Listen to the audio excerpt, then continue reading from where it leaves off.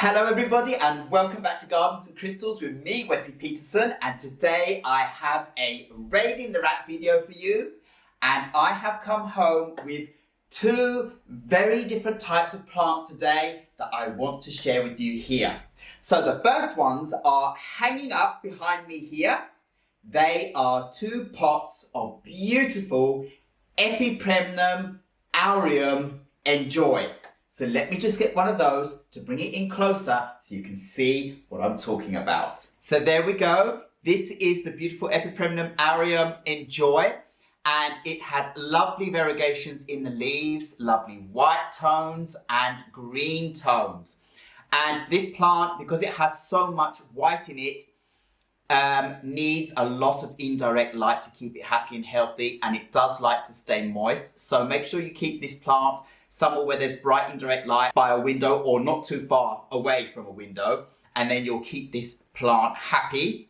As you can see, it's a vining plant. It gets lots of aerial roots, and you can see that on this vine, it's full of aerial roots all over, all the way up and down. And as they come in as new leaves, they come in lovely fresh and white, and then they can get kind of limey colors or creamy colors in the white tonation.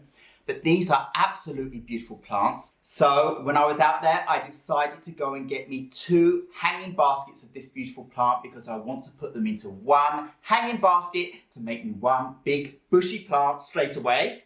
But at the moment, I don't have that. So while I have two spare hooks up on the wall, they are hanging separately on either side of my lovely Hoya pubicalyx splash, and they look gorgeous as they are. This plant here seems to have slightly larger leaves, so look at those. They can get quite big if this plant is staked up. They will get bigger leaves, but they love to hang and trail down or along things. So you can do whatever you want with these plants. The thing that is important though is to make sure there is plenty of light at the top of your hanging basket or pot so that they don't thin out at the top and just become long and leggy. So these are very happy. They've obviously been growing in a lovely greenhouse and have lots of growth on the top. So they just look like one big bushy jungle.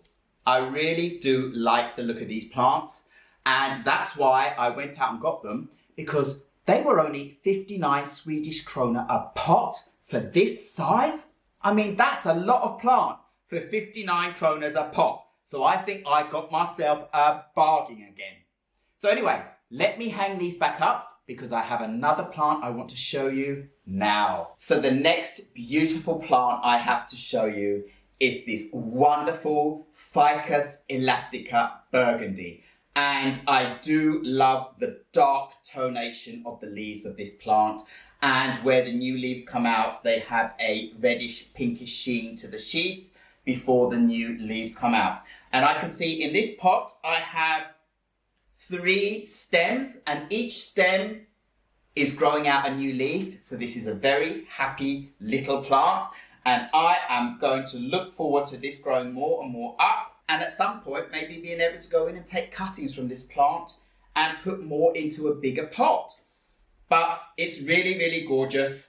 A plant that does enjoy a lot of bright indirect light, or under a very good grow light or whatever lights you have around. Just make sure that this plant does get light to keep it happy. And no overwatering. This plant can dry out between waterings, and then you'll be good to go. If you give it too much water, it will probably start rotting out.